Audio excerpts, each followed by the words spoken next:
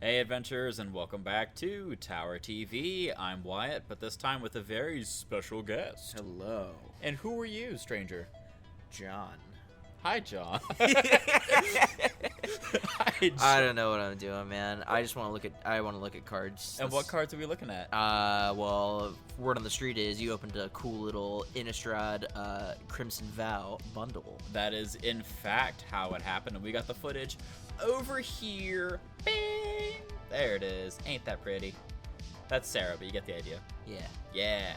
That's Sarah right there on the playmat, and the bundle will be coming up here in a few. But to describe what is going to be happening for this video, I'm going to be showing off all of the materials that you will get inside of a bundle that is going to be on camera, and then John and I will be reviewing the contents as well as the cards that I pulled with any ideas for formats, general pricing if it's curious, or other fun combo pieces that can work with the stuff we find.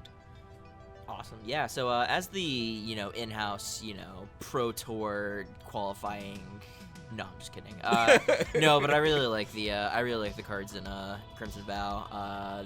If depending on, I don't actually know. I haven't actually seen this footage, so I'm going in blind here. Yeah. But I'm gonna be just as surprised as you are. So let's see what we got here.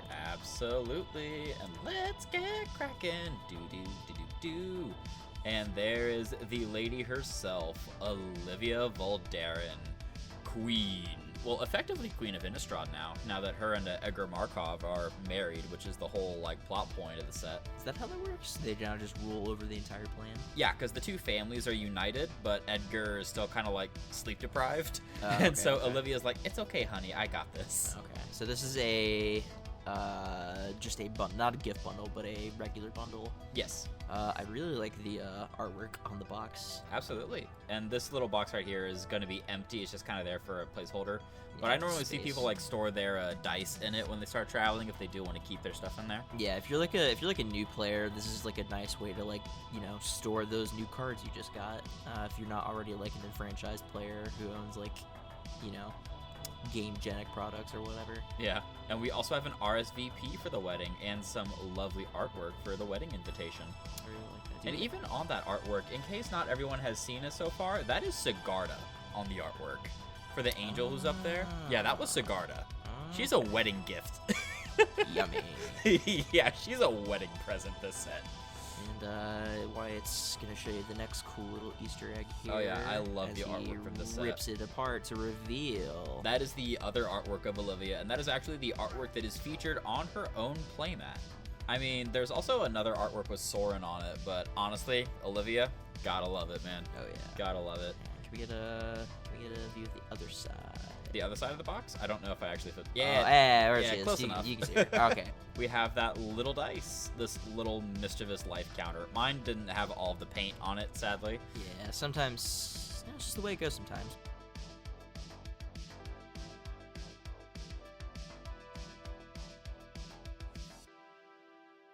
So in this bundle, you're going to be getting an alternative art foil.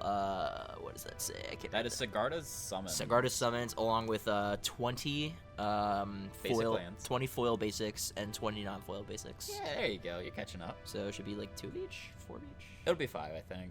No, it'll be 4 because Yeah. there's 5 basic land types. Math's hard. Haha, I'm smart. Math's really hard. I'm smart. Yeah. But yeah, that's what's going to be coming in those pre-sealed packages. Everything else in this box are going to be what is called set boosters. And also, how to play the game in case you forgot. That's fair. Because we have actually had a very large influx of new players and just people wanting to begin the game in general. Okay, 8 set boosters. 8 set booster. All right, so 1 set booster retails for $5.50. You get 12 cards in a pack. You get up to 3 rares and/or mythics, a guaranteed foil card, a guaranteed art card, and maybe a card from the list, which is a list of cards throughout Magic's history that have been reprinted. And Wyatt, can you peer into the future and tell me if we will see any examples of that? Of the list? Yeah, of list We cards. shall indeed find out. Okay. But now let's take a closer look at the die now that I've actually got the chance to get my camera to focus on it. Because it was a trip trying to actually see everything in clear detail. There we go. Yeah, let's see. So you got a nice, Will I ever find the camera? Oh, come on. Nope. There we go. Come on, act like you've done this before. Act like a professional. But yeah, that is going to be like the... Nope. Yeah, There we go. go. Okay, so it's got a really cool, like, purpley, black, sparkly, almost like galaxy look to it. And then the traditional Balearan fonts, all filled in red to represent each number, 1 to 20, 20 being represented by the set symbol, which is the little bat. Yep, and with the image that we have actually right here, you'll be able to see where the bat is the 20. If you look just on the top of the die, you'll see 20, immediately to the right is 19, immediately above it is 18, immediately to its left is 17, then it goes 16, 15, 14. Right, so these aren't randomized d20s, these are spin down life counters, because in a typical game of Magic, you start out with 20 life. Yeah. So this is a really cool, hip way to, you know, represent your life total until you knock it over and forget. And then, you know, good times. Somebody just smashes their hand on the counter or on the table a little too hard, all the life counters just bounce, and I was like, nah! I slam my Dorito-encrusted fingers onto the table in a fit of rage as I draw yet another land. Glorious. Hey, John, I heard you like cards. No. You don't like cards? No. That is highly unfortunate. But yeah, harkening back to that artwork earlier, this is Sigarda. This is the primary angel who's left after the events of Eldritch Moon. And the original. Yeah, I guess it was Eldritch Moon where all. Yeah, it was Eldritch Moon where everyone died. Yeah. So, Sigardus Summons. Yep. Scroll to the top.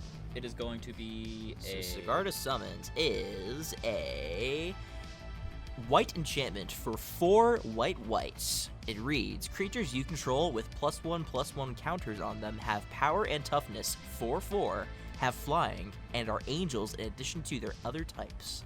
So this is at its best when you are putting it in a deck that, well, A, has white, and B, is revolves around putting 1/1 counters on your creatures to make them more powerful, because what this does is it changes their base properties. So if you have a 1/1 with a 1/1 counter on it, it'll become a 4/4. It'll become a 4/4 with a 1/1 counter on it, so it's now a 5/5. In addition to having flying, it is now an angel in addition to its other types. So if you're running it in like a human tribal, or you are editing your Coven counters pre-constructed commander deck. Ooh, that's cool. Available now at Tower for $29.99. This card will turn all of your little dudes into slightly bigger dudes with flying, which in white, pretty nice. So this is an alternative art foil. You will not find this artwork in the actual set. Yep. And these are going to be the foil art lands that are going to be showing off all the lovely places you can find in Innistrad. So these will have the regular basic land frame. These will not be the lovely black and white showcase cards. Yeah, the alternates. Yeah. Those come in every pack, don't they? As far as like the draft and set? Yeah, even draft sets, collectors. So these are, you know, they're nice, but they can't just give them away. Yeah, right. But the basics are, you know, if you don't already have a unholy amount of basics from years of playing, then this is a good way to add some to your collection. Absolutely, and let's start cracking with some set boosters. Oh yes, this is where all the money is. So art here is cards. The guaranteed art card, as mentioned previously. This is Sawblade Slinger, which I happen to memorize, because she's the only one with firing saw blades. Kind of reminds me of the hit video game Bloodborne. Only slightly. And there it is. This is what the backs look like. It's got the number of which, you know, which one it is, along with the artist and art, or card name, I should say. Mm-hmm. And why it is doing its best. There we go. Yep, doing my darndest. Sawblade Slinger. Pretty cool card. We may see it. So here is an island. Yeah. Island, best basic land type you can get. And I'm pretty sure this island is kind of referencing to the Runo Stromkirk line.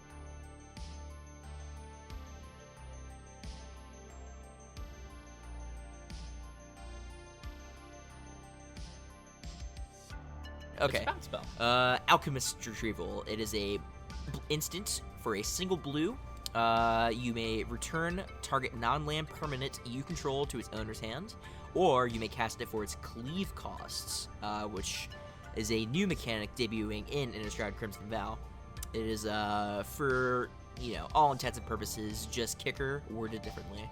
But rather than pay the single blue, you may pay 1 and a blue to cast it for its cleave cost, in which case you read the card with the text in its brackets removed.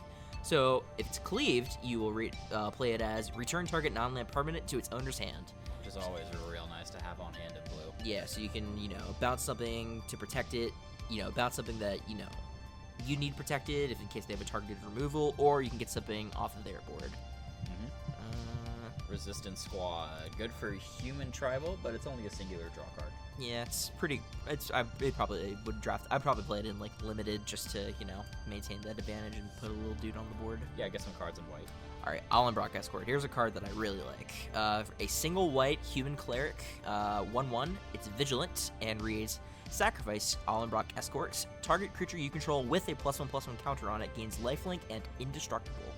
So, again, referring back to Coven counters, which is really fun deck to play out of the box, but with 28 years of humans in Magic's history, there are bound to be some that are better than others. But I really like Allenbrock Escort because it does not cost anything to activate its ability. It just simply sacrifices itself to protect something much more important on your board, like say your Kyler or Sigarda, what have you. And even in Midnight Hunt, which was the Innistrad set before this, there's a lot of the Coven ability running around. So in the standard sets, you're able, like literally the format standard, you can pair this with cards from Midnight Hunt and get a more cohesive humans deck out of it. Because even Thalia got a reprint in Crimson, I think it was. Or was it Midnight? I think it was Crimson she got reprinted. No, it was Val. Yeah. It was Val? Yeah, Okay. you're right. That's a cool card. Hey, Multicolor! it's Sigardian Paladin. Your finger's in the way. I can't see it. I'm sorry. You got big hands, dude. I do have big hands. Ooh, and we have our first Disturb card popping up. Lovely. Yeah. So this is the Kindly Ancestor. She is a spirit creature, 2/3 for 2 and a white. She reads lifelink and has Disturb for 1 and white. White is pointing to it right now. Yeah. So, Disturb means you may cast this card from your graveyard for its Disturb costs. It will enter transformed, which means this card has 2 faces rather than your typical Magic back. So on the backside, when you cast it for its Disturb cost, it becomes an enchantment aura, which reads Enchant Creature. Enchanted creature has lifelink, and if Ancestor's Embrace would be put into a graveyard from anywhere, exile it instead. So, by the way, the card's on its backside has a different card name. It's called Ancestor's Embrace. You can see the artwork, how it plays from, the front side, Kindly Ancestor, and the back side. So that's a really nice detail there that I really appreciate with these Disturbed cards. Yeah, and this is Unholy Efficient. He's a decent card by himself because he can put counters on him, but the main reason we're stopping on this is because of that Fang border. Yes. So I am relentlessly collecting these Fang borders. Yes. I was real happy to pull them. Yes, so if you have any foil Fang artworks, give them to Wyatt for free. Don't charge him any money. As much as I would love to, I can't entirely Just kidding. But yes, so you recall from Midnight Hunt that their showcase was what do they call those? For the showcase cards? For which set? I think it was Midnight Hunt. Midnight Hunt? They were just showcase back then. Okay. Back then, it was literally just the previous Yeah, set. no, it's like a few months ago. Alright, so memory is failing me, but these are the showcase cards for Crimson Vow, which is, you'll find applies to many of the vampire cards. Yeah. So you get a different artwork and a very fangy looking border. And then there's borderless as well, and then there's other types of showcase. Yes, but this is the one you'll find most commonly. I think you're gonna get at least 1 or 2 in every pack. I think so. Out of a vampire-based set, you think you'd get vampires. Yeah. Ooh. All right. So yeah, Hollow Henge Overlord. When I first read this, I had to do a double take a few times because it is a 2 green and 4 generic for a 4/4 flash. At the beginning of your upkeep, for each creature you control that is a wolf or a werewolf, create a 2/2 green wolf creature token. So if you just slapped together that fresh Tovolar deck, thanks to Midnight Hunt, here is another great little piece you can put it in, and it has flash, so you can cast it on the player before you use turn. You flash it in on their end step, and then you can untap with it, and then upkeep. Oh boy. Yeah. Now you're in Wolf City. But you'll notice, hey, wait a second, that's not the same set symbol. That's not the same set code. So, with set boosters, you have a chance of pulling a card from the set's respective commander sets, which are cards that can either be found in the decks themselves, in this case, the red-black vampires and the blue-white spirits. But hey, this is green, what the heck? So they've actually created some commander legal cards that you can only get in set or collector boosters. So this card doesn't even come in any of the decks. So this is a super lucky pull. I think I've already traded both of them away, though. Mainly because I just don't play wolves or werewolves. You should, man. Tovolar is Value City. But my demon deck. Oh, you and your demons. Demon schmeemons. Demon scheming demon. They are scheming demons. Ooh. Welcoming Vampire. Another the great card draw. White always needed. Another great card from this set. This is a rare. The first set rare from this set pack. For 2 and a white, you get a vampire creature with 2/3. It has flying, and whenever one or more other creatures with power 2 or less enter the battlefield under your control, draw a card. This ability triggers only once each turn. So, in any white deck, this is welcome there. As a welcoming vampire. Get it? Welcoming Vampire. But no, so the value that you're getting off of Welcoming Vampire, even though it's triggering once per turn, if you're drawing at least one card every turn, it will have paid for itself immensely. And it will begin to add up real quick. Yes. But if you put this in your Edgar Markov deck, which Godspeed to those of you who haven't already gotten your copy of Edgar Markov, it's currently sitting at $100.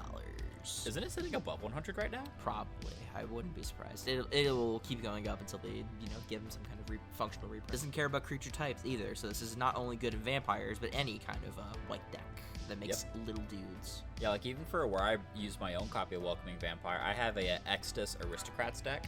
So what that means is that I have a deck that focuses on sacrificing creatures and bringing them back over and over and over again. For value. Absolutely. It is a hardcore trip to Value Town. And we are at a foil card. Can you see the foiling? Yeah. Yeah, there we go. Somewhat. Yeah, there you go. Okay. Fell Stinger. This is one of my favorite uncommons from the set. Really? Yeah, it's a 3/2 zombie scorpion that you may cast for 2 and a black. It has Death Touch and the returning mechanic from Constantar here, Exploits. Which means when this creature enters the battlefield, you may sacrifice a creature. Notice you can sacrifice itself. And whenever Fellstinger exploits a creature, target player draws 2 cards and loses 2 life. So in your zombies deck, when you're making lots of little decayed zombie tokens that can't even block, just kill them. Yeah, just send it to a stinger.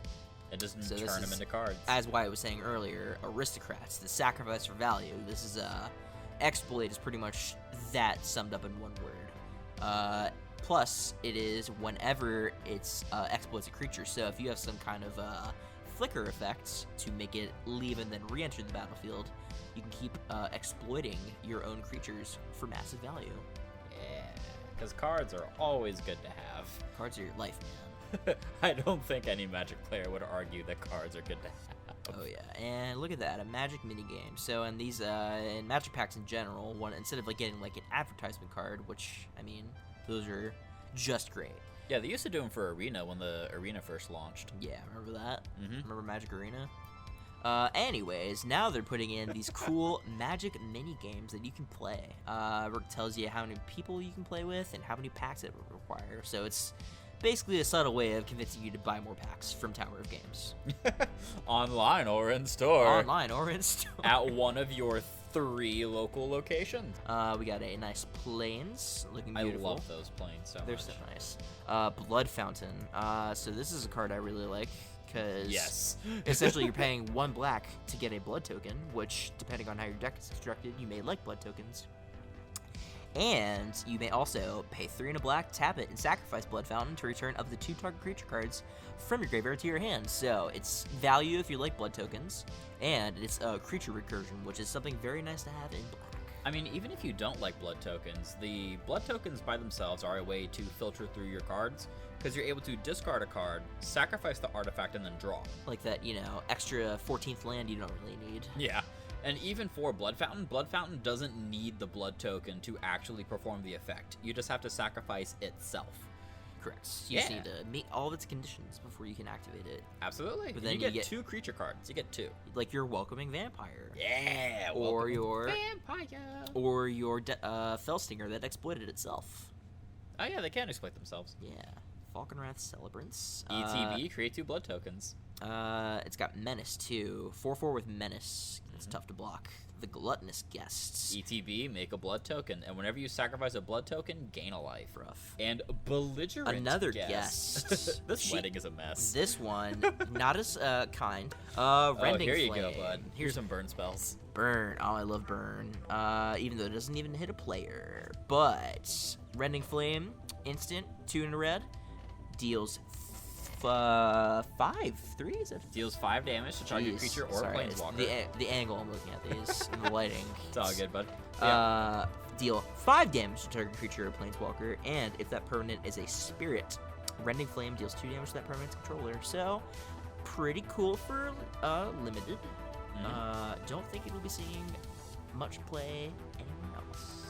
I mean, it's a good removal spell, because even for other decks, if you're wanting to get rid of a planeswalker specifically, you're able to pay 3 and get 5 out of it. Oh yeah, it does say planeswalker. Yeah, planeswalker's super relevant in many formats. Yeah, so. with the new spoilers from Kamigawa already out too.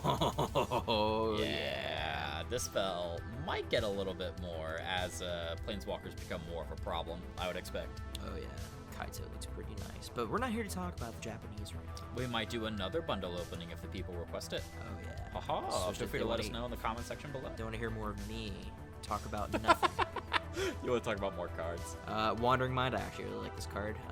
It is a flying horror for 1 blue and red, and when it enters the battlefield, you may look at the top 6 cards of your look at the top 6 cards of your library. You may reveal a non-creature, non-land card from among them and put it in your hand and bottom the rest.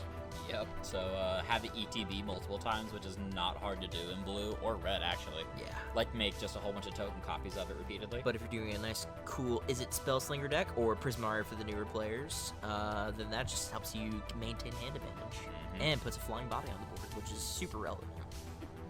Yeah. Magnum Pumbler. This is an X spell. X can be whatever you want it to be, as long as you can pay for it. Absolutely. It'll enter the battle. You'll notice that it is a 0/0. So if you elect to pay 0 and only the required 2 red, the creature will immediately die due to state-based actions. Don't you have a Gruul deck? No. You have a Gruul deck. You have more Burritos. Yeah, no. No, it's a secret. So for Magma Pumbler, it reads when it enters the battlefield, it gets X+1/+1 counters on it. So it'll be as big as you pay into it. And if damage would be dealt to it while it has +1/+1 counters on it, prevent that damage and remove that many +1/+1s from it. Lastly, when 1 or more counters are removed from Magma Pumbler this way, notice it says counters and not 1/1 counters, but it has to be that way, so I guess it doesn't really matter. So, anyways, when counters are removed from Magma Pumbler this way, it deals that much damage to any target. Players, creatures, planeswalkers, you name it. And in green, you have stuff to double +1/+1s. Oh yeah, Strive, you got You're forgetting all your cards. I don't know what any of my cards do. Honestly, this is gonna sound really weird, but I would put this in a Boros deck. For redirecting damage from you to it. Oh, okay. Yeah. You can give it the Perun Shield, I think it is. Yeah, Perun Shield is whenever damage would be dealt to you is dealt to the equipped creature instead. Oh, yeah. And this is for Commander specifically. Yeah, Commander specifically, because you don't get to have too much fun in it. Panicked Bystander. This is another one of the flip cards. So you look at the top left, you'll notice that little sun, which means it is a transforming double-faced card. It transforms into a Cackling Culprit. When he becomes a black card, he becomes a human rogue with a 3/5, which reads, whenever Cackling Culprit or another creature you control dies, you gain 1 life, and an activated ability, by paying 1 into black, Cackling Culprit gains Death Touch. And since the backside of him is black while the front side is white, he will apply to both color identities. Yes. So when you're deck building, he will count as a black and white card. Yes. So no, he cannot go in your mono white deck, but he can go in your really cool Orzhov deck or white black for the uninitiated. Uninitiated for the Orzhov Syndicate. Oh yeah. Ravnica references, because somebody probably just thinks that's Silverquill. Yeah, no, yeah. It's interesting to meet newer players. Like, yeah, I love Prismari. I love the Prismari color combo, and I'm like, is it what it's called? Is it? Is it it though? But yeah, now we have Wedding Security. This card I like, especially in my Streffen deck. And now we got a Fang artwork. Yes, which means he is even more handsome than on his original card. But Wedding Security is a 4/4 vampire soldier for 3 and 2 black.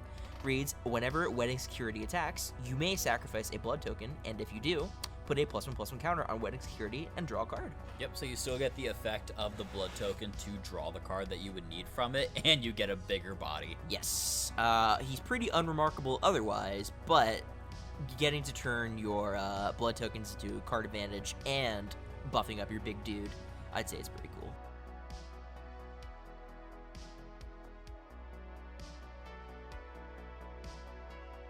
Oh, Froggy! yes. All right, Combo Town, you have fun with this. So, Grolnok, the Omnivore. What can be said other than what I'm going to say right now? He is a legendary creature, a frog, a 3/3 frog for a 2, a green and a blue. He reads, whenever a frog you control attacks, mill 3 cards. So recently, Magic has shortened some of the card effects to make them more digestible. So to mill a card is to put the top card of your library directly into your graveyard. So whenever a frog you control attacks, mill the top 3 or place the top 3 into your graveyard. Whenever a permanent card is put into your graveyard from your library, say by milling, exile it with a croak counter on it. Ribbit. You may play lands and cast spells from among cards you own in exile with croak counters on them. Oh boy. So, everyone knows that, classic archetype frogs. No, but there are frogs in the game, really open-ended with ways you can build him, because there are a lot of cards that can just put cards from the top of your library into the graveyard. You can mill yourself. You don't just need the attack trigger. And he essentially extends the size of your hand by letting you play cards that have croak counters on them. And Grolnok doesn't need to work with frogs if you don't want him to. He just works with self-mill mechanically, but he is best used with frogs for the sole sake of the Emerald Avenger. Oh, the green frog with Jade Avenger. Jade Avenger, that's it. The green frog from Modern Horizons 2. Yeah, it's a the frog samurai. Frog samurai with Bushido too. Yeah. But again, that's not what we're here to discuss. We're here to talk about playing cards from exile. Oh, yeah. It's my boy, and I will defend him always. It is Audric the Blood Cursed. So not only do we get the Fang alternate artwork, but we also got it in foil as well. The foil Fang artwork. Which means it's worth $1.50 instead of $1. That's fair. But he is a white, red, and 1 for a 3/3 legendary vampire soldier.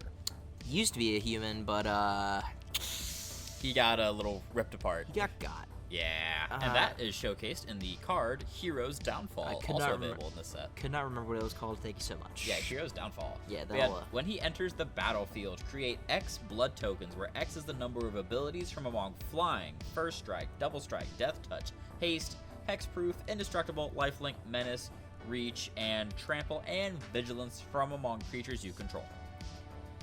So, a lot of words to say very little. Basically, you're going to get a blood counter for the number of abilities. Well, blood token. Blood token, pardon me. Yeah, blood token for effectively the amount of keywords from among your creatures. Yeah, but usually it's the Evergreen Keywords. Evergreen Keywords are the ones that basically aren't going anywhere ever. Yeah. They're integral and part of the game. So, the Evergreen Keywords being Flying, First Strike, Double Strike, Death Touch, Haste, Hexproof, Indestructible, Lifelink, Menace, Reach, Trample, and Vigilance. Those are keywords that you will find throughout pretty much any card in Magic's history. Yeah. Some of them are a bit newer than others, but that's you can still easily find them either way. That's a whole history lesson. The reason I will happily defend Audric always is because Boros as a color combination in general, red and white. Yeah, their main issue is that they are only focused in the combat phase. That has always been the main weakness of the color combination in general, but because blood tokens also qualify as artifacts, you're able to pull into the white and red side of like Artificers and like even Osgear shenanigans too. Yeah, that's you are able to pull into all of the effects and the bonuses that those are that like all that artifact synergy is able to get you. And because like Boros as a general scheme lacks card draw, he gives you card draw for just playing what your deck needs to do anyways. Because you're not going to have a lot of Boros decks that have vanilla creatures. You're going to have Trample so you can get damage across, Double Strike so you can win generally in red as a concept, and so on and so forth. And so he just rewards you for playing the game as the colors are intended. That is why I am so happy to have him. Man, don't be young. Sorry, that was just so boring. I almost fell asleep. Now, Audric, he's, you know, really cool or utterly terrible, depending on who you ask. I will happily defend him, always. I shan't. Next time on Tower TV, a debate for Audric. Hey, what's the list? Yeah, what is the list? 1 in 4 set boosters contains a card handpicked from Magic history. Thank you. In case you forget. In case you forget, or we do a horrible job explaining. Yeah. In case you have to like cut out all the parts where I explain what things are. Oh, jeez. And on to pack number 3. Here we go. I failed to recall the name of this card, but the artwork is sick. Absolutely. We got like a sun on top, moon on bottom. All right, we got a foil mountain. Lucky you. Yeah. And we have Piercing Light to add to the vast expanse of white spells that deal damage to combat-centric. Combat-centric white and red cards. Yeah, and Sigardus Imprisonment. This is the card that actually displays what you see on the wedding invitation. And we have the regular artwork for Unholy Officiant. And so we saw the Fang artwork earlier. This is going to be his regular artwork. And if you look in the foreground of the artwork, you will see Edgar Markov on your left and Olivia Voldaren on your right. Oh my god. Traveling Minister.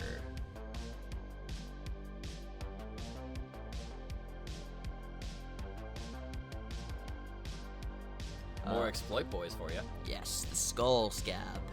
It is for a blue and a black, a 2/2 zombie creature with exploits, and whenever a creature you control exploits a non-token creature, create a 2/2 black zombie creature token. Yep, so if you were building something more limited, you would pair a playset of this with a playset of the Scorpion. Oh, yeah. All of the exploit cards are pretty solid in this set, but I do like how this gives you more things to exploit with. So you're not running out of gas and sacrificing your own creatures. You know, the good ones. The good ones. Do you ever run out of gas in zombies? You can. Hey, another Fellstinger. Yeah, speaking of. And another Kindly Ancestor. Yep, another one. I think it's the same pack. You sure this footage is correct? No. This is not the same pack. It feels that way, though. Ooh. Restless Bloodseeker. So it is going to be a 1/3 vampire for a black and 1, and it is a flip card as notated by.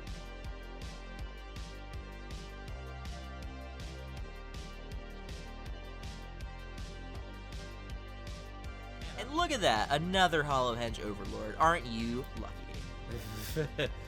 Ow! Awooga! Awooga! Awooga.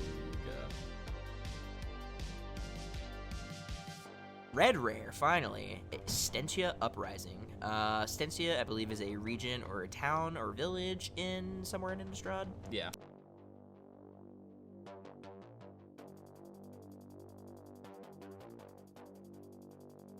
The Groom's Finery. Ooh, so this is part of a little microcycle. Groom's Finery. It is a artifact equipment that costs 1 and a black. The equipped creature gets +2/+0. And it gets an additional +0/+2 and has Death Touch as long as an equipment named Bride's Gown is attached to a creature you control. And you may equip it for 2. Am I the only one who like visualizes cards performing whenever I play? So like you just put both Bride's Gown and Groom's Finery on one creature, and I just have a really confused werewolf. No, I never thought about what it'd be like to play the cards I own. Undying Malice. A single black instant that reads, until end of turn, target creature gains. When this creature dies, return it to the battlefield tapped under its owner's control with a +1/+1 counter on it. Here's one of my favorite exploit cards, the Rot-Tide Gargantua. For 3 and 2 black, it is a 5/4 zombie kraken, which reads exploits. When Rot-Tide Gargantua exploits a creature, each opponent sacrifices a creature. Who doesn't love a good edict? Yeah. Why not an edict on a 5/4 body to back it up? Persistent Specimen, single black 1/1 skeleton with an ability that reads, pay 2 and a black, return Persistent Specimen from your graveyard to the battlefield tapped. Oh my god. It's a Mind Leech. What is this tone? Horrifying. It's a leech. Get Yep. We have for 1 black and a generic, you have a 2/2 that can exploit. And so when it exploits a creature, each opponent exiles a card from their hand. I actually really like Mind Leech School. Represents hand attack, so things like, your Thought Seizes, things like that. Thoughtseize, Duress. You also have the Duress. Interrogation card that came out in Kaladesh. Inquisition, but this one just straight up exiles. They get to choose the card, but if you're continuously forcing them to discard or exile from their hand, then this is just insult to injury. Yeah, because for like Duress and those other spells, those are only 1 usage, but if you're looking to play the long game, which zombies normally want to do anyways, Yeah. if you're able to get your recursion engine up and running, you can keep this guy coming in just as often as they're trying to play spells. Even if this is the only creature you control when you cast it, I mean, paying 2 mana to force each opponent to exile a card from their hand, I'd say it's pretty good rate. Oh, each opponent. Yeah. Oh. Yeah. So even if you just exploit himself, just forcing everyone else to go down a card for 2 mana, I'd say it's pretty good. Yeah, that's actually pretty solid. Yeah. Jeez. This is why we read things. Cloaked Cadets. Alright, so this is our first instance of the training mechanic, which is essentially a mirror of the mentor mechanic introduced in Guilds of Ravnica. Or Ravnica Illusions, whatever Boros comes in. Anyways. Yeah, Guilds of Ravnica. You're Okay, right. it was Guilds. Okay, so for 4 and a green, you get a 2/4 Human Ranger with Training. Training is a new mechanic to the set, to the game, introduced in this set, which reads, whenever this creature attacks with another creature with greater power, put a 1/1 counter on this creature. So these guys are in training, so whenever you attack with somebody stronger, they get a little stronger, they learn more. And in addition, whenever 1 or more +1/+1 counters are put on 1 or more human creatures you control, draw a card. This ability triggers only once each turn because Hey, they Coven counters. They gotta make it fair. Hey, Coven counters. Heard you like 1/1 counters and drawing cards and doing all that on 1 card. Even at 5 mana, I'd still say it's pretty good. Yeah, because he doesn't have to swing for his ability to go off. He can just sit there. So for Kathos Crusade is whenever a creature enters the battlefield under your control, put a +1/+1 counter on every creature you control. While this ability will only trigger once, you still get a card draw. Yeah, and cards are good. Cards are very good. You want cards in your hand. At all times. Because if they're not in your hand, you're probably in a bad spot. Valorous Stance. Always good to see some Indestructibles. An uncommon instance. For 1 and a white, it reads, choose 1. Either target creature gains indestructible until end of turn, or destroy target creature with toughness 4 or greater. A desperate farmer. Oh no. Desperate Farmer. Another transforming creature. For 2 and a black, you get a 2/2 human peasant with lifelink, and Depraved Harvester, a human knight, 4/3 with lifelink. Can we just appreciate how this man just went from a poor farmer who's like, I'm starving, please help me. He's like, I'm coming now. I'm coming for you. I'm a self-made knight. I really like the stories, the really brief stories that these transforming cards tell. Yep, and that is going to be in the flavor text that you will see in italics at the bottom of the card. Yeah, so flavor text gives you a little more insight into the world, or into the card, or into the game itself. Yeah, absolutely. Because Innistrad has always been one of the denser sets to try and tackle narrative-wise. It's a fan favorite. Ooh, Splendid Reclamation. This is a great reprint back from Eldritch Moon, the previous time we were in Innistrad back in 2015. It is a sorcery for 3 and a green that reads, return all land cards from your graveyard to the battlefield tapped. And boy, the things you can do with this card, just great. You get a dozen landfall triggers. If you have Amulet of Vigor, they all come in untapped, which is for 4 mana, really good. I don't remember. Does Titan Shift use this? No. Though it's not a bad idea. There's the original artwork for Audric, his non-fang border version. A little less offensive, a little more about to attack. Rawr! And we got a forest. Forest! A splendid forest. It's I really like, I cannot stress enough how nice these are. Pointed discussion. Oh, hey, that's a sweet card, actually. Yep. For 3 and a black, it is a sorcery. 2 and a black. 2 and a black, reading card, 3 mana total. Its mana value is 3. Sorcery, you draw 2 cards, lose 2 life, they create a blood token. Vampires, Kiss. Target player loses 2 life and you gain 2 life. Create 2 blood tokens for 2 mana. Even at a sorcery, that's honestly pretty good. And that can be turned into cards if you use that function for the blood tokens. Ooh, more crazy people. Yeah. A blood-crazed socialites. Another vampire, Voldaren Epicure. And when it enters the battlefield, it deals 1 damage to each opponent, and you create a blood token. Yes. So you get a little body, and you get a blood token, and you just remind everybody that you're still playing at the table. Boarded Window, for those who are afraid of zombies, like me. Or don't like goblins. Or, anything that's coming to kill you. Boarded Window, a 3-cost artifact. Creatures attacking you get -1/-0. So if there are a bunch of 1/1s, now there are a bunch of 0/1s.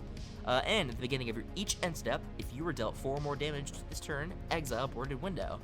So yeah, if they get through, the Boarded Window isn't there anymore because they got through. But that's if they got through. If so they got theoretically, if the goblins or elves or whatever have nothing to buff them, which is almost never, but stay with me here, but stay with me, if they were unable to get a buff, you could theoretically block an infinite number of tokens with a 3-drop uncommon. I like it. Phrasing, it's very important, because they have to deal the damage first. What are they going to do? Deal more than 1 damage? Ha ha! Scab! Diver Scab for you. More exploit. For 3 and 2 blue, you get a 3/5 zombie creature with exploit. And when Diver Scab exploits a creature, target creature's owner puts it on the top and bottom of their library.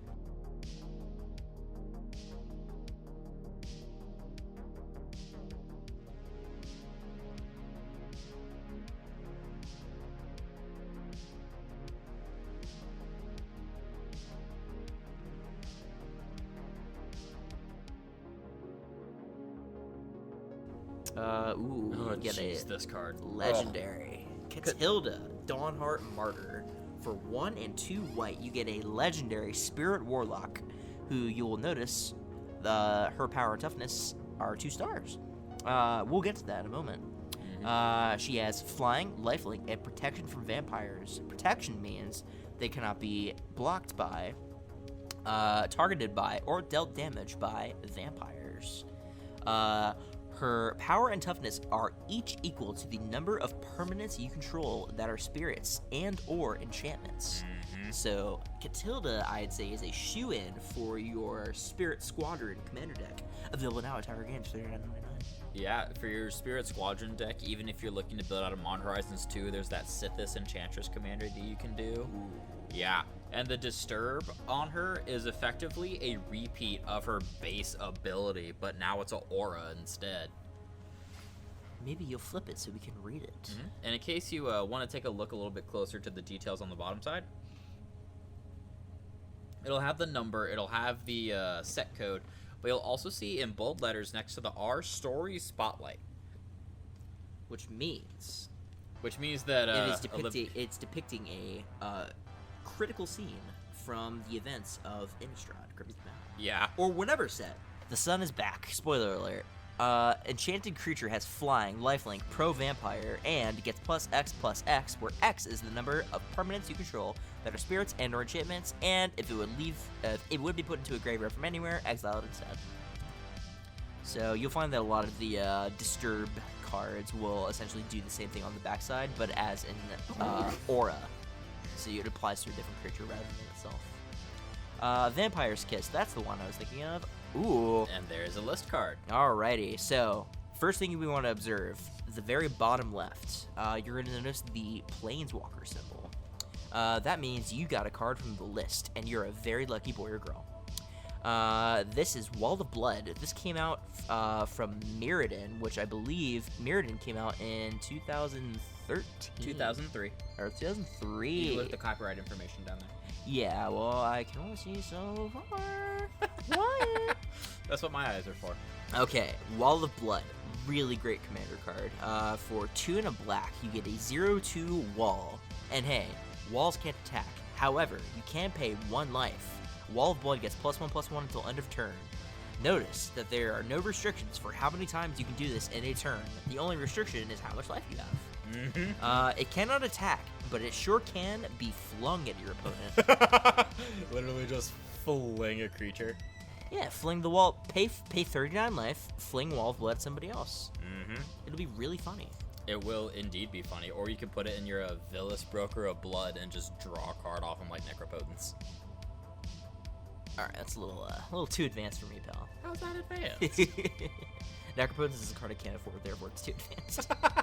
That's fair. Alright, next pack was, There's hey, Catilda. a nice widescreen format. No widescreen. Another Plains.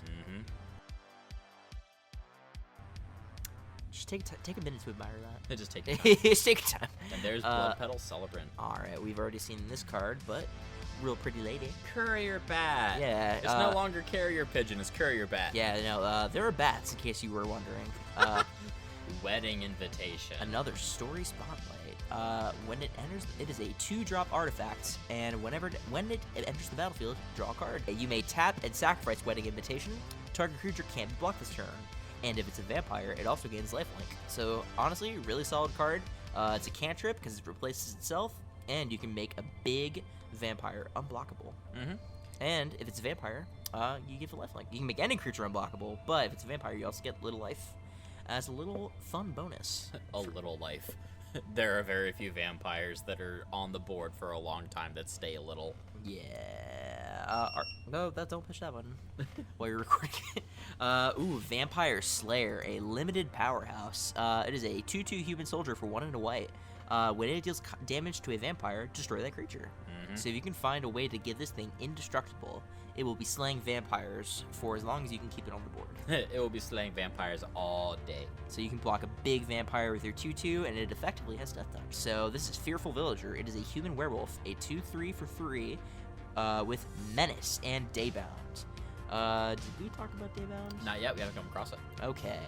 Did we talk about it ever in the past? Not on camera. Okay. Well, I guess I have to explain what Daybound is. Okay, so cast a spell with Daybound, it becomes day. It would be really helpful if I had the reminder card. Anywho, as far I got you. Okay, thank you. But for Daybound and Nightbound is how Wizards of the Coast decided to actually do some work in in improving upon the werewolf mechanic. Because the way it was in the old Innistrad sets for werewolves is that if a player casts no spells on their turn, including you, then all of your werewolves got to flip. But the problem is, if any player casts 2 or more spells on their turn, they would flip back to their human side. And this was very difficult to make it so werewolves stayed in play long enough to really get their damage across. Or do anything, really. Yeah.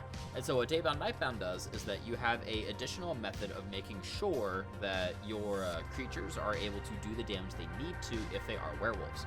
Because there are different artifacts and there are different spells that are able to flip between the night and day cycle between Midnight Hunt and Crimson Vow. So what Daybound does is that Daybound is going to be on the human facing of a lot of these werewolf cards. Well, actually all these werewolf cards. But Daybound is going to say that if a player casts no spells during their own turn, it becomes night next turn. And this happens effectively at the upkeep. At the upkeep. But it's going to be like untap, upkeep. But untap is when the turn first started, but nothing says do this at untap. Or there's not a lot of cards. There's something that says do it at untap. But effectively, you can read it as if a player casts no spells during their own turn, it becomes night during the next upkeep. Basically, is how you can read it. So, what does the Fearful Villager become? The Fearful Villager will become a 4/3, a fearsome werewolf. Yeah. It is a 4/3 with Menace and Nightbound, which means if a player casts at least 2 spells during their own turn, it becomes day the next turn. Yeah. So he can become weaker. Basically, if the moon is out, he will become a lot stronger. If the moon is out, the claws are out. Oh yeah. But as far as what Nightbound is going to do, Nightbound is going to make it so... It is night. Yeah, so that way it is night, but it's going to make it so as long as it is Nightbound, everyone at the table understands that your werewolves are going to be in their larger form. And then you are able to keep flipping back and forth. How you decide to do that in your play group, be my guest. Another. Yeah, we've already seen this one. Ragged Recluse. Have we seen Ragged Recluse? Yeah. Because at the beginning of your end step, if you... Oh, no. You and I have seen Ragged Recluse. It's a different black human peasant. Yeah. I love this artwork. Oh, that's so much. That's a pretty lady. The Gluttonous Guest Fang artwork. Yep, so whenever it enters the battlefield, make a blood token. Whenever you sacrifice a blood token, gain a life. And we have Anya back. Is it Anya or I've been calling her Angie? I always call her Anya. Anya. Anya. Anya Taylor-Joy. Yeah. Well, Angie or Anya, Maid of Dishonor. She is going to be the card that's going to capitalize extremely off of blood tokens. She's just really happy to be here. You're having a blast, aren't you? Angie, or Anya, is a 4/5 for 4, 2 and a black red. And whenever she and or one or more other vampires enter the battlefield under your control, so this accounts for, you know, if you make a bunch of ones, create a blood token. This ability triggers only once each turn. And you may pay 2 and sacrifice another creature or a blood token. Each opponent loses 2 life and you gain 2 life. So, maintaining your blood token advantage, and now you're using those blood tokens to slowly drain your opponent to death. Which vampires are pretty good at. Yeah. Ooh, we got a foil, Child of the Pack, another werewolf.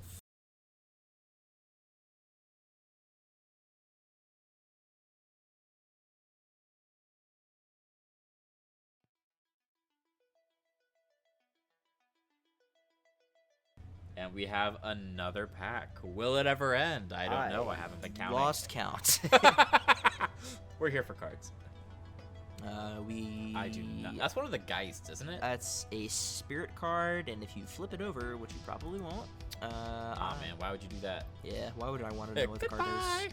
Well, it's a spirit. It's a rare spirit, I think. So. I thought that was the mythic. Either way. I don't know, man. We got this. But there is an island, so you can cast it.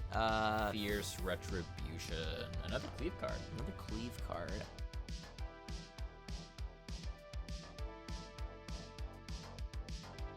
Flourishing Hunter. Yeah. 4 green for a 6/6 Wolf Spirits. When Flourishing Hunter enters the battlefield, you gain life equal to the greatest toughness among other creatures you control. Unhallowed Phalanx. Enters tapped, but it is a 5-mana, 1/13 zombie soldier. That is what you put into Rand the Siege Tower. So, yeah. A 1/13. You are blocking some hefty monsters. I think that'll block Eldrazi Titans, too. Most. Because I think Emrakul is only... Well, no, Emrakul's flying, so you can't block her. Well, you can't block... No one's blocking Emrakul except for 15 flying squirrels. That's fair. But I do know that, like, a cause like the Great Distortion is only a 12/12. Only a 12/12. He's only a 12/12. But yeah, if the Annihilator trigger doesn't take care of the Unhallowed Phalanx, the block certainly will. So, big blocker, enters tapped, you know, it's a card. It is indeed a card. Here's a card. Aim for the head. Another. This is how we know that there's some comedy in WotC. Oh yeah, a little another cool limited card. Aim for the head. A 2 and a black sorcery. You get to choose one. Exile target zombie, or target opponent exiles 2 cards from their hand. You ever think you just reached that point of the day where if you actually did get an arrow straight through your brain, you're like, huh, neat. Oh. Oh. Yeah. Hand attack's pretty relevant. I like it. Or just exiled zombie. Vile Spiders! Yeah, there's spiders in Innistrad too. This is a Vile Spawn Spider. For a green and a blue, you get a 2/3 with Reach. I mean, that's already a great rate. At the beginning of your upkeep, you mill a card, so that complements Grolnok pretty well. And for 2 green and a blue, you may tap and sacrifice Vile Spawn Spider to create a 1/1 green insect creature token for each creature card in your graveyard. Activate only as a sorcery. So, I'd say this complements Grolnok pretty well, seeing as how Grolnok wants you to put permanents in your graveyard. But Grolnok exiles them. You need to see them in the grave. I sure forgot what Grolnok did in the time that it took for us to get from there to here. So maybe not, but Vile Spawn Spider.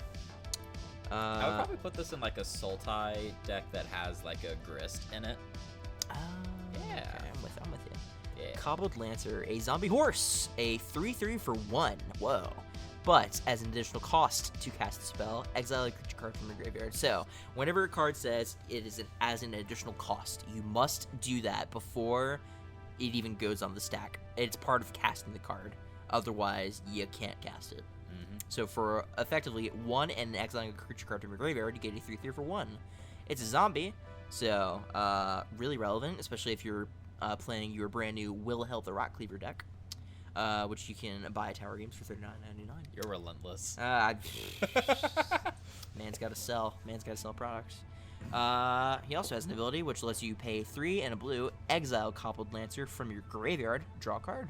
So he's supporting you even in permanent death. This is a goofy one. The Soul Cipher board. It is a blue artifact. 1 and a blue. Soul Cipher board enters the battlefield with 3 omen counters on it. Omen counters can be represented by any dice or little trinket that you've got. If you have multiple kinds of counters, you definitely want to use different kinds to make sure it's all kept clear. So, Soul Cipher board enters with 3 omen counters. You may pay 1 and a blue and tap it. Look at the top 2 cards of your library, put 1 of them in your graveyard. Whenever a creature card is put into your graveyard from anywhere, remove an omen counter from Soul Cipher board. Then, if it has no omen counters, transform it. It transforms into the Cipher-bound Spirits.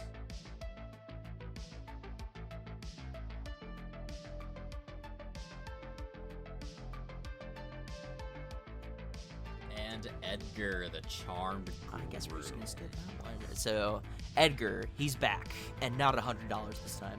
Yeah. For 2, a white and a black, you get a legendary vampire noble. He's got a 4 power and 4 toughness, and his ability reads, other vampires you control get +1/+1. So he is what we refer to as a lord. Yep. And when Edgar Charmed Groove dies, return it to the battlefield, transformed under its owner's control. Uh-oh, he's got 2 faces. He does have 2 faces. So when he dies, he will go into his coffin. Edgar Markov's Coffin is a legendary artifact that reads, at the beginning of your upkeep, create a 1/1 white and black vampire creature token with lifelink, and put a bloodline counter on Edgar Markov's Coffin. Then, if there are 3 or more bloodline counters on it, remove the 3 counters, transform it back into his front side. So, just sleeps for 3 turns and comes back with a vengeance. Yeah, the fun thing about it, though, is that if you have 2 of these on the board at the same time, the legendary rule says that you can't have 2 permanents that are legendary of the same name on the board at one time. Correct. So if Edgar Markov's Coffin flips into Edgar Markov Charmed Groom, you have to sacrifice one of them. But when you sacrifice one of them, he goes into the coffin, and the coffin has a different name from the actual Edgar Markov. So you can just have them continuously just flip back and forth between both sides if you have enough. So if you're not playing Commander, you can get really cute with Edgar Markov. Yeah. If you're not playing Commander. But overall, I'd say it's a really solid card, especially as a rare. Mainly because he just doesn't really go away. What do you think? Is the Demonic Bargain worth it? I really like this card. Very reminiscent of Yu-Gi-Oh! In my opinion. Yeah? Mainly because Yu-Gi-Oh! Just has some pretty wacky costs for, letting you draw cards. Like exile the top 10, or in this case, the top 13 cards of your library. Then you may search your library for any card, any single card. And put it into your hand. And put it in your hand, then shuffle. For 2 and a black sorcery, definitely better the more cards you have in your library, so hopefully not exile the card you intended to grab. In 60 card formats, I don't think this is playable. Mainly, no, I take that back, because you get to run 4 of each card in 60 card formats. So, you really gotta risk it for the biscuit. And the question is, are you willing to bargain with demons? Are you willing to do it? Specifically Ormondal, if you read the The Profane Prince. Ormondal. Such a cool creature. And Not the bees! Not the bees! A Hive Heart Shaman. 3 and a green, a 3/5 human shaman. Whenever Hive Heart Shaman attacks, you may search your library for a basic land card that doesn't share a land type, so forest, mountain, plains, what have you, that doesn't share a land type with a land you control, then put that card onto the battlefield, then shuffle. So if you're in 5 colors. 4 or 5 colors. Hey, even 3 early on. Hiveheart Shaman, really solid ramp, especially since the land doesn't come in tapped. You may also pay 5 and a green, create a 1/1 green insect creature token, and then put X 1/1 counters on it, where X is the number of basic land types among lands you control. Activate only as a sorcery, so up to 5. So you get a 5/5 insect. You mean a 6/6? 6/6, yeah, 5, because 5 plus 1 is 6. Mm-hmm. But yeah, 6 mana for a 6/6, I'd say it's pretty solid. Yeah, and you could activate that as many times as you have mana. It doesn't say only once per turn. Yes, indeed. You may only do it as a sorcery, but if it's your turn, then that's okay. Go nuts. Go bananas. And I think that's it. Yeah, that is all we have for this bundle review. Wow. I have always been told that I've got a face for radio. So The face for radio. So I'm really excited to start my audio career here. Well, we'll see how this goes. And so if you guys want to see a bundle opening like this one and a review of the cards in the set, feel free to let us know in the comment section below. If somebody can get us a Modern Horizons 2 bundle, I would love to rip through that and review the cards. Because I actually play Modern. You actually play Can Modern. understand the relevance of said cards. Hey man, that's what you're here for. You're here to help us find all the modern goodies in these standard sets. Yeah, definitely some, good cards in Crimson Vow. Wouldn't really say any of it's modern playable. No, that's not true. Well, when did, oh no, that was Midnight Hunt. Never mind. Seth bad. Goodbye. Wow. But yeah, no, we are going to be signing out for now, and if you guys want to see any more of these kind of videos, let us know down below, and we will see what we can do, and we will see you guys next time. Bye-bye. Oh yeah.